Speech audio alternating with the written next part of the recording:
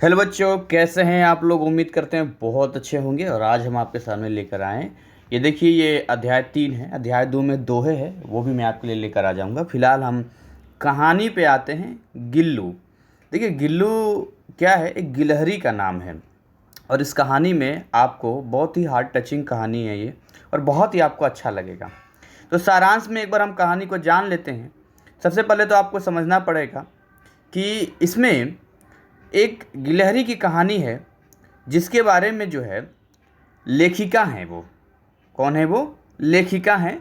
और वो अपना अनुभव बता रही हैं, जो उनके साथ एक ऐसी कुछ हुई। गिलहरी उनके जीवन में आई, उनके साथ कुछ, हमारे लाइफ में भी ऐसा कई बार होता है, तो एक शेयर करते हैं ना हम लोग, तो वैसे ही ये शेयर कर रही हैं। तो ये देखिए, महादेवी वर्मा नाम है उनका। एक छोटे से जीव गिलहरी के साथ जुड़ी अपनी यादों का उल्लेख किया है। कौवों की चोंच के प्रहार से घायल हो गया। गिल्लू नाम उसका रखा था, गिल्लू उसका नाम रखा था। और कौवों ने चोंच मार मार के, एक रेखा चित्र दिखाया गया है कि जब वो पहुंचती हैं तो कौवों ने चोंच मार दिया है। उन्हें अपने घर के आंगन में मिला वो। काफ़ी उपचार और देखभाल किया उन्होंने, और उन्होंने गिल्लू को पूरी तरह स्वस्थ कर लिया। मेहनत किया उसके पीछे, उसको अच्छे से, जैसे किसी अपने परिवार की हम लोग देखभाल करते हैं, वैसे उन्होंने किया। और धीरे धीरे दोनों में आत्मीय संबंध बनते चले गए। गिल्लू हमेशा लेखिका के आसपास ही रहा करता था। वह अक्सर अपनी शरारतों द्वारा लेखिका का ध्यान अपनी ओर आकर्षित करने का प्रयत्न करता था। समझ रहे? कुछ भी होता है ना ऐसा, तो वो जैसे छोटा बच्चा को देखते हैं या छोटे डॉगी को देखते हैं, वो ऐसा कुछ एक्टिविटी करते हैं कि लोग उनकी तरफ देखें। तो लेखिका को जब गिल्लू की हरकतों से यह अनुभव हुआ कि उसे अपने साथियों के साथ उछल कूद करने जाने के लिए आज़ाद किया जाना चाहिए। उन्हें लगा, कहीं ऐसा तो नहीं है, भाई हम तो इंसान हैं, लेकिन अब जैसे एक प्रजाति के जो भी जीव होते हैं, वो एक जैसे में ज़्यादा अच्छा महसूस करते हैं। तो उनको लगा कि कहीं ऐसा तो नहीं, मैंने इसको बंदी बना के रख लिया है, तो आज़ाद कर देना चाहिए। उन्होंने खिड़की की जाली का कोना खोल दिया। गिल्लू दिन भर बाहर घूमता और लेखिका के घर आते ही घर में वापस आ जाता। जैसे वो लेखिका घर आती, वो भी वापस आ जाता। लेखिका जब अस्वस्थ होने के कारण अस्पताल में रही, गिल्लू घर पर बहुत उदास रहता। इनकी तबीयत खराब हो गई थी, तो हॉस्पिटल में इनको रहना पड़ा था। अपना मनपसंद भोजन काजू भी नहीं खाता था, क्योंकि जब वो स्वस्थ थी, घर पे रहती थी, तो उसे खिलाती थी।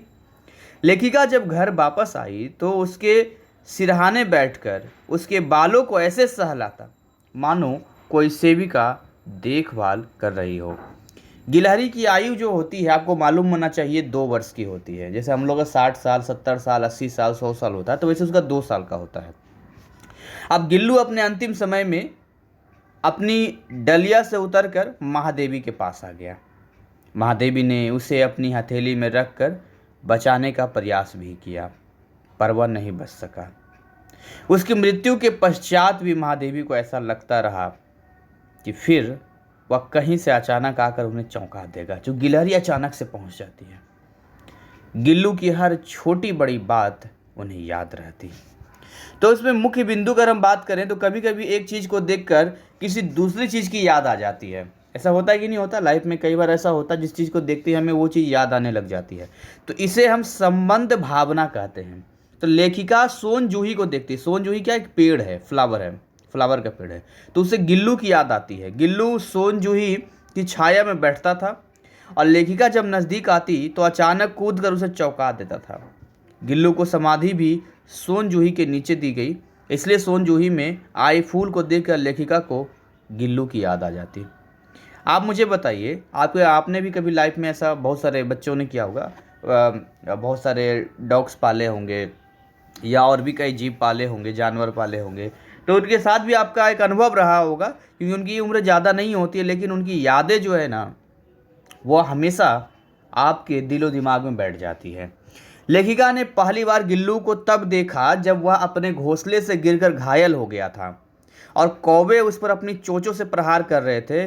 लेखिका ने इस स्थिति का वर्णन करते हुए कौवों के स्वभाव का व्यंग्यात्मक वर्णन किया है। वह कौवे की अंतर विरोधी स्थिति का भी उल्लेख करती, किस तरह से कौवों के एक झुंड होता है नहीं, वो इकट्ठा हो जाते हैं, चोंच मारना शुरू कर देते हैं। जैसे मुझे याद है, एक बार मैंने तोता, मेरे घर में था, वो उड़ गया तोता, तो उसको कौवा लोग जो है सब मिल के जो है एक उनका ग्रुप बन जाता है और वो चोंच मारना शुरू कर देते हैं। लेखिका अपने करुणा भाव और समानुभूति के कारण गिल्लू को उपचार करके उसे नया जीवन देती है। गिल्लू के प्रति करुणा और समानुभूति, समानुभूति मतलब समान अनुभूति, जो आपने बहादुर वाले चैप्टर में पढ़ा, जैसा हम फील करते हैं। लेखिका और गिल्लू के आत्मीय संबंध का, आत्मीय मतलब जब हम लोग आत्मा यानी दिल से हार्ट टू हार्ट होता है तो आत्मीय संबंध का आधार है। लेखिका के वर्णन से पता लगता है कि जिस प्रकार मनुष्य में उम्र के अनुसार शारीरिक एवं व्यवहारगत परिवर्तन होते हैं, वैसे अधिकांश मानवेतर प्राणियों में भी परिवर्तन होते हैं। जिस तरह से देखते हैं मनुष्य में भी, इंसानों में भी फिजिकली और उनके व्यवहार में काफ़ी परिवर्तन, 5 से 5 साल पहले आपका शरीर और अब आपका शरीर, आपका व्यवहार और अब आपका व्यवहार, फिर 5 साल बाद का बदलता रहता है ये, ठीक है। तो युवा अवस्था में मुक्ति की इच्छा एक महत्वपूर्ण स्थिति है। युवा अवस्था में सोचते हैं हम आज़ाद रहें, हर कोई सोचता है, मतलब मम्मी पापा बोलते हैं अब हम बच्चे नहीं रहे हैं, तो ये नहीं बोलते कि युवा अवस्था में मुक्ति की इच्छा एक महत्वपूर्ण स्थिति है। यह समस्त प्राणी जगत का मूल भाव है और इस भाव को पहचान कर उचित व्यवहार आवश्यक है। लेखिका द्वारा जीव मनोविज्ञान यानी कि अगर जीवों के साइकोलॉजिकली आप देखिए तो पता चलता है कि काफ़ी संवेदनशीलता होती है जीवों में, जानवरों में समानुभूति होती है, स्नेह चाहिए उन्हें, आत्मीयता, अब बहुत जल्दी लगाव हो जाता है उनके साथ, बहुत जल्दी लगाव हो जाएगा। पुचकार देंगे थोड़ा सा, गली कुत्तों को भी रोटी वोटी दे देंगे तो बड़ा लगाव आपके साथ कर लेंगे, और परिस्थितियों के अनुसार व्यवहार करते हैं वो। तो आदि मनुष्योत्तर प्राणियों में भी पाया जाता है और उनमें भी पाया जाता है। यह उल्लेख हमें संदेश देता है कि हमें पशु पक्षियों, प्रकृति आदि के संरक्षण के लिए कार्य करना चाहिए, हमें उनको बचाना चाहिए। और ये बहुत ही मार्मिक है। मार्मिक का मतलब होता है कि जो दिल को छू जाए। सोचिए ना, एक गिलहरी, सोचिए एक गिलहरी आपके पास आए और उसके बाद फिर आपका उसके साथ एक ऐसा फ्रेंडशिप हो जाए, आपसे मिलना जुलना हो और वो ऐसे बिहेव करे आपके साथ, ऐसे बिहेव करे जैसे आपको लगता है आपका दोस्त हो। आप डॉगीज को भी देखते हैं, वो भी ऐसे ही करते हैं, कुत्तों को भी, तो एक दिल में बैठ जाता है वो। तो रेखा चित्र की भाषा शैली जो है वो आत्मकथात्मक है, सहज है, बहुत ही सिंपल है। आत्मकथा मतलब खुद उनके साथ हुई है, जिसको बायोग्राफी, ऑटोबायोग्राफी कहते हैं। चित्रात्मक है, भाषा प्रवाहपूर्ण है, इसमें पूर्व दीप्ति तकनीक का उपयोग है। तत्सम, तद्भव, देशज, अन्य भाषाओं से आए शब्दों का प्रयोग किया गया है। तो देखिए यहाँ पर अगर हम बात करें, यह जानना जरूरी है कि अपने परिवेश के प्रति सजगता, संवेदनशीलता जरूरी है। आपको भी ये मैसेज लेना चाहिए कि अपने, कई लोग की आदत होती है, जाते हैं गली में 2 लात मार देते हैं कुत्तों। क्यों भाई, क्यों मारेंगे आप? अगर आप उसको खिला नहीं सकते हैं, अगर आप उसको कुछ इस तरह कर नहीं सकते हैं, तो आप केयर नहीं कर सकते हैं, तो आपको किसने अधिकार दे दिया है उसको मारने का, पीटने का? गिल्लू जैसे नन्हे व मासूम जीवों की गतिविधियों में भी सौंदर्य निहित है। छोटा सा जीव है वो, बहुत छोटा, लेकिन देखिए इतने ब्यूटी, सौंदर्य उसमें डाल दिया है। घायल पशु पक्षियों व जीव जंतुओं की सहायता हमें करनी चाहिए।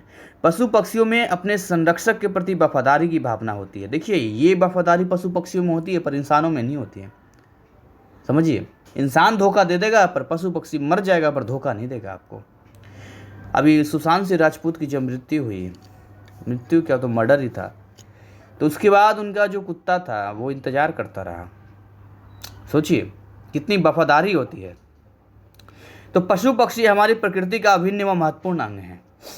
शब्दों में बात करें तो तत्सम शब्दों में संधि है, जीव है, दृष्टि है, संभवता है, देशज है। आप इसे देख लीजिएगा, आगत आने वाले पेंसिलिन, गमला, दीवार आप कहानी में पढ़ेंगे। कुछ पुल्लिंग शब्द नर वगैरह, मादा, गिलहरी एक ऐसा ही शब्द है। कुछ शब्दों के लिए लिंग बताने के लिए नर अथवा मादा शब्द का प्रयोग किया जाता है। गिलहरी ऐसा ही शब्द है। इकारांत शब्द होते हैं। और इसमें जो है, आइए समझें गिल्लू पाठ का जो अगर आप पूरा देखेंगे तो इसके चरित्र की आंतरिक और बाह्य विशेषताओं का वर्णन किया गया है। मतलब यहाँ पर ये है कि भाई एक आत्मीयता को, आत्मीयता मतलब जो हार्ट टू हार्ट कनेक्शन होता है, उसकी यादें जो महादेवी वर्मा के पास है, वो चित्र के जरिए, अपने शब्दों के जरिए हम तक पहुँचाती है और एक मैसेज देती है कि किस तरीके से हमें अपने इर्द गिर्द के प्राणियों के साथ अच्छा व्यवहार करना चाहिए। और बाकी तो ये सारी चीज़ें अपना मूल्यांकन वगैरह है। यहाँ पर अधिकतम अंक कैसे पाएँ, देखिए ये इंपॉर्टेंट है कि ज़्यादा नंबर इसमें आप कैसे पाएंगे। तो रेखा चित्र को ध्यान से पढ़िए और पाठ में दिए गए क्रियाकलापों एवं प्रश्नों का अभ्यास कीजिए। हिंदी में खुद ही आपको आंसर्स लिखना है, याद नहीं करना है आपको। गिल्लू जैसे प्राणियों गतिविधियों पर ध्यान देने का प्रयास कीजिए। ठीक है, अगर आपको कहीं गिलहरी वगैरह मिलता है तो उस पर आप थोड़ा ध्यान आ जाएगा, आपको देखते हैं कि अच्छा वो स्टोरी पढ़ा था हमने। रेखा चित्र के अंशों को क्रमशः समझिए। रेखा चित्र की भाषा शैली पर ध्यान दीजिए, कैसे सहज, समानुभूति, ऐसे कुछ शब्द हैं उनका आप ध्यान दीजिए। अपना मूल्यांकन करने के लिए आप 20-25 शब्दों में बता सकते हैं कि किसी मित्र के पालतू पशु पक्षी घायल होने पर आप किस तरह से उपचार करेंगे, क्या करेंगे, उसके बारे में बता सकते हैं। और पशु पक्षियों को पालतू बनाना आपकी दृष्टि में सही है या गलत है, आप हमें बता सकते हैं अगर हम पशु पक्षी को पालतू बनाते हैं तो। आवारा पशुओं की समस्या हमारे बस्तियों में गंभीर रूप ले सकती है, इसके बारे में लिखिए। और इसमें है कौन सा शब्द वर्ग असंगत है, मतलब इन चारों में थोड़ा सा डिफरेंट होगा, कोई 3 एक जैसा होगा, बाकी चौथा अलग होगा, या आप आराम से देख लेंगे, आपको पता चल जाएगा यहाँ पे। ठीक है, तो जैसे इसमें देखिए मिट्टी है, हाथ है, पत्तियाँ हैं, घर है, तो हाथ हो जाएगा, इसमें असंगत हो गया यहाँ पे। बाकी ये चैप्टर आपका फिनिश हो गया है और टाइम भी 11 मिनट का हो गया है। तो मुझे उम्मीद है कि आपको बड़ा मज़ा आया होगा और गिल्लू आप जब पढ़ेंगे तो आपको अच्छा लगेगा। क्वेश्चन आंसर आप ज़रूर देखिए इसका। और यही महादेवी वर्मा का यहाँ पर है, देखिए महादेवी वर्मा की एज अप्रोक्स इसके हिसाब से मुझे लगता है 50 से ऊपर ही होगा, 50 साल से ऊपर के आसपास। बहुत अच्छी लेखिका हैं और कभी महसूस भी कीजिए, और जीवन में अगर मौका मिले आपको किसी के भी पक्षी या जानवर के साथ में, तो इस चीज़ को आप महसूस कीजिए। और देखिए हिंदी में जो अच्छी ब्यूटी ये है कि अगर आपको उसके बारे में थोड़ा भी मालूम होगा और सवाल आपको समझ में आ रहा है तो आप बना बना कर भी लिख देंगे तो आपको नंबर बहुत अच्छे मिलेंगे। तो ज़्यादा समय नहीं लूँगा, आपको छोटे छोटे पार्ट में आपको लेकर आता रहूँगा। बस आप एक छोटा सा काम ये करना कि इनके क्वेश्चन आंसर्स खुद लिखने की कोशिश करना। एग्ज़ाम के पहले अगर आप हर चैप्टर का क्वेश्चन आंसर खुद से लिखेंगे तो आपको फिर एग्ज़ाम तक हिंदी से टेंशन फ्री हो जाएंगे। आप ग्रामर वगैरह खाली देखना होगा, बाकी आप खुद ही कर लेंगे। और मैं करता भी था जब मैं 10th में था, तो आपको भी करना चाहिए। हफ्ते में एक बार एक चैप्टर का करेंगे तो भी महीने भर में 4 चैप्टर आप कर लेंगे, 3 महीने में आप 12 चैप्टर कर लेंगे। तो संडे भी अगर आप हिंदी इंग्लिश वगैरह फोकस करेंगे तो भी आप बहुत अच्छा कर सकते हैं। तो जैसा भी आपको लगे आप कीजिए, हमारी शुभकामनाएं हमेशा आपके साथ है। और इसीलिए देखिए अब हम आपके लिए मैथ का बैच भी शुरू कर रहे हैं, SST का भी बैच आपके लिए शुरू कर रहे हैं। बहुत टाइम की मैनेजमेंट करना होता है, इसके बावजूद हम आपके लिए आ रहे हैं।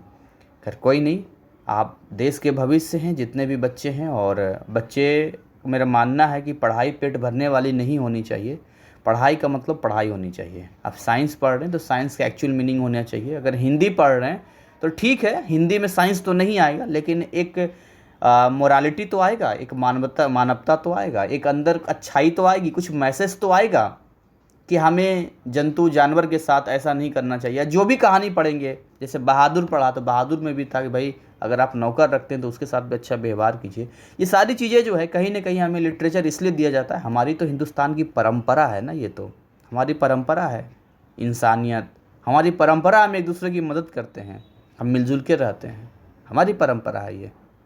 वरना यूरोपियन कंट्रीज़ तो पूरा लुटेरा है, कभी इस देश पे आक्रमण कर दिया, कभी ये कर दिया, कभी वो कर दिया। पर हम भारतीय लोगों तो ऐसा नहीं है। तो ये चीज़ें हैं, कोई भी विषय पढ़िए, हर विषय में से सीखिए कि अपने जीवन में कैसे उसको हम इम्प्लीमेंट कर सकते हैं, कैसे उसको लागू कर सकते हैं। ये जानना आपके लिए बहुत ज़रूरी है। जिस दिन आप ये सीखना शुरू कर देंगे उस दिन ना केवल आप एक अच्छे इंसान बनेंगे, बल्कि अपने फील्ड में, अपने पढ़ाई में टॉपर रहेंगे। क्योंकि टॉपर होने के लिए आपको अपनी सोच और अपनी बुद्धि, अपना व्यवहार, अपनी लाइफ में वो चीज़ों को इम्प्लीमेंट करना होता है। अगर गलत चीज़ें हैं तो हम उस लाइफ से गलत चीज़ों को बाहर निकाल देंगे। और अगर अच्छी चीज़ें सीख रहे हैं तो अपने लाइफ में हम ढूंढेंगे कि हमारे पास अच्छी चीज़ें कितनी हैं और बढ़ाएंगे। तो ये दोनों ही चीज़ें हमें करनी है। गलत चीज़ें हमें पता चला हमारे लाइफ में ये गलत चीज़ है, हम उसको साइड कर देंगे। अच्छी चीज़ है उसको और बढ़ाएंगे और अच्छे से करेंगे। Wish you all the best. यहीं पर अपने वीडियो को बाइंड अप करते हैं। Thank you.